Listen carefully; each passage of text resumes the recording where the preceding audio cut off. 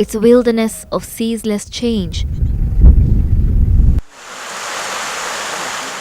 dazzling in its diversity. In seasons of darkness and of perpetual light, and thriving against all the odds, the red Tsavo tuskers march on to the rhythm of the wilderness. In a relentless sequence of life and death. These are the keystone species of the more than 20,000 square kilometer Tsavo Conservation Area.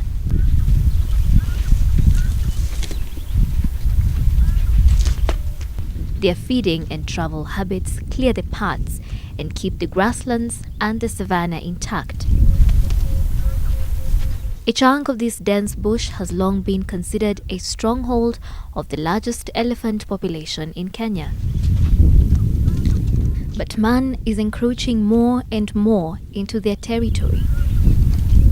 The main concern is the new 500-kilometer high-speed railway track from Mombasa to Nairobi that conservationists worry spells dark days for the Tsavo elephants. The SGR, for the first time in Tsavo, and I mean the first time because I've been here since '95.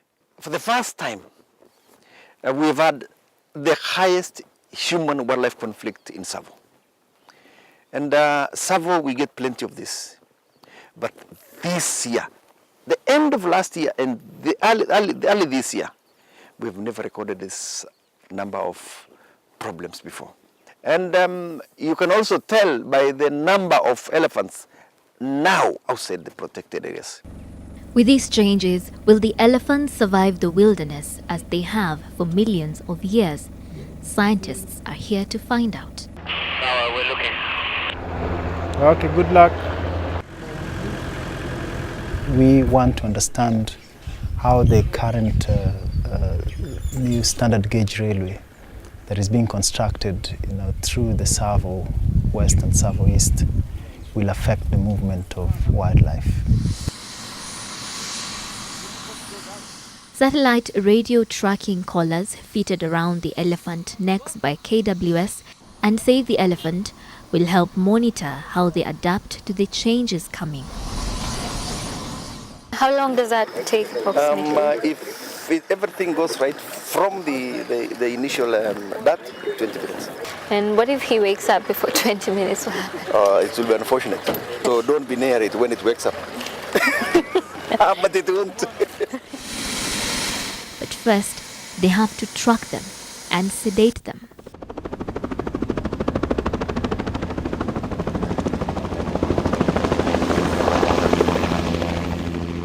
I was in charge of the unit. Most of our work is responding to injuries, diseases, and also doing other operations that involves the animal itself. The role of the vet here is to immobilize the animal. In our case, we had the elephant, so that the scientists can fit the collar. My role was to make sure that the dirt is delivered to the animal, and the animal is immobilized, that is anesthetized fully. And also we monitor the anesthesia to make sure that the animal, there's no complication, and we don't lose the animal.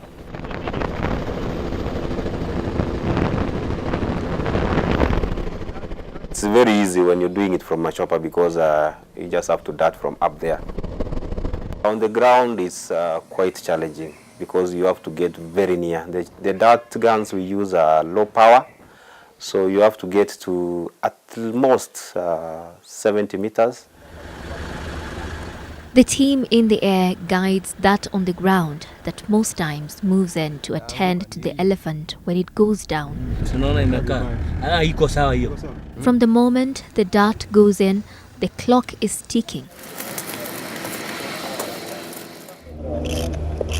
Every case in wildlife is a different case. Every case, every animal you treat is different and it has its own challenges. They've only a short window to collar him and wake him up. Anesthesia usually interferes with the normal temperature. So what we do is supplement by splashing the animal with water to cool them down.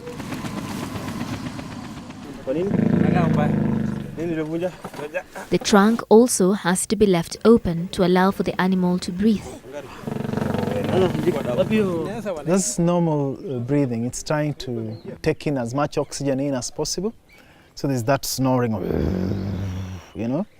Yeah, and normally also when they're out there, sometimes you hear that snoring sound. Yeah, if they're calling each other, you can hear that like a vibrating, something like that.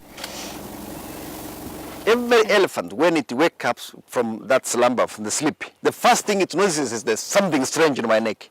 The collar is heavy, and it knew it was foreign, so it was trying to get it out.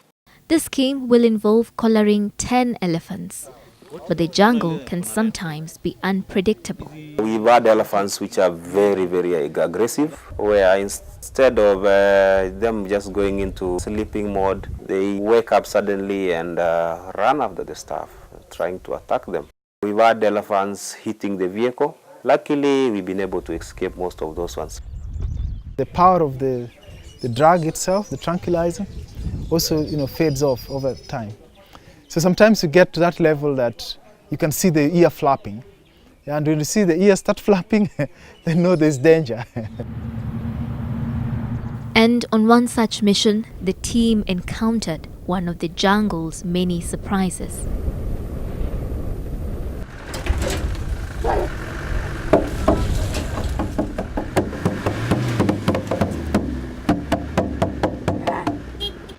The tight-knit family groups, it's very, very tight, especially the females, such that they will not let one of their own alone.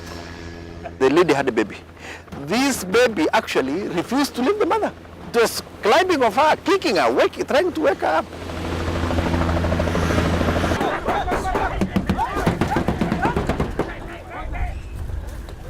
After many attempts to temporarily break the bond between mother and child, the baby finally runs off.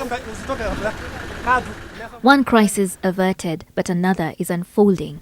The mother elephant is on her knees and she could choke.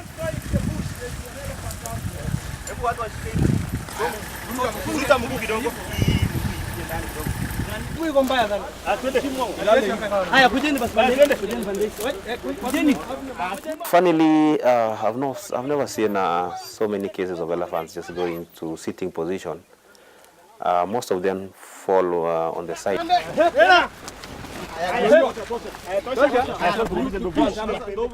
When an animal is in a sitting position, I give it a maximum of 15 minutes. Beyond that one, we need just to revive that animal and let it go. I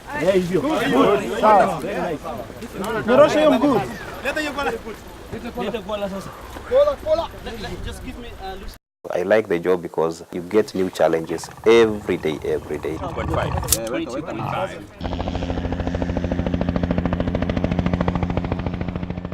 Each of the colored elephants will be tracked on a map that's dotted with land use. The one we've just done, the last one, is here. But the good thing is we've done the 10 as was planned.